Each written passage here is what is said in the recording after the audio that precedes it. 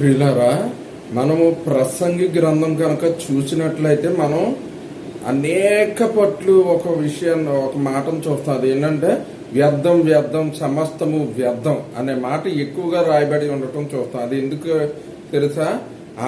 అది ఆ గ్రంథకర్త అయినటువంటి సొలొమోన్ మహారాజు ప్రసంగ పిలువబడుచు అతను భూమి మీద ఇప్పుడు మనమందరం చేస్తున్నాం చూసా, జీవ అంతరిక్షంలో పక్షిరాజు చేయడానికి ఇలాగ మనం చేసే ప్రయత్నాలన్నీ చేసే పనులన్నీ అతను ముందే చేశాడు. ఆ రీసెర్చ్లు ఎవ్రీథింగ్ అన్ని చేసేసి ఒక్క విషయాన్ని గమనించాడు.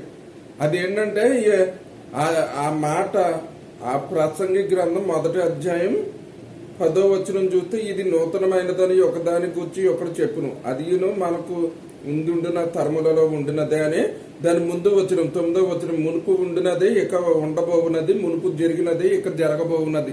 అవును అంటే ఇవన్నీ వేస్ట్ రా బాబు, వేస్ట్ ఆఫ్ టైము, దీని వలన ఏ ప్రయోజనం లేదు, ఆయాసము దుఃఖం తప్పితే. ఎందుకంటే ముందు ఏదైతే మనం కొత్తదని అని అనుకుంటాం ఇప్పుడు మనము, కానీ ఇది ఆల్రెడీ ఉన్నదే, ఆల్రెడీ జరిగిపోయిందే, అదే మళ్ళీ రిపీట్ అవుతుంది. సూర్యుని కింద కొత్తదంటూ ఏమీ లేదు. కాబట్టి ఇదంతా వృధా ప్రయాసం, మనం ఇది చేయాల్సిన పని లేదు. ఈ సృష్టి అంతటి వెనక ఉన్నటువంటి దేవుణ్ణి మనం స్మరించుకుంటూ, ఆయన్ని తలంచుకుంటూ, ఆయన స్తుతిస్తూ, ఆయన పాదాల చెంత ఉండి, ఆయన యందు భయభక్తులు కలిగి ఆయన కట్టను అనుసరిస్తూ అన్నపానాలు సంతృప్తిగా తిని ఉండటమే మనకి సుఖము.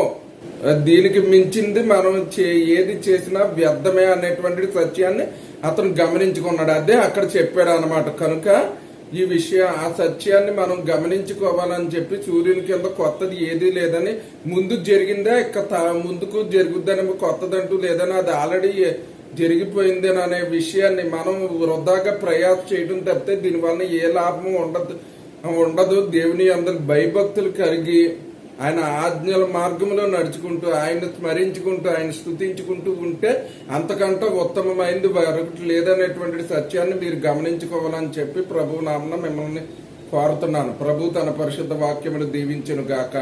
ఆమేన్.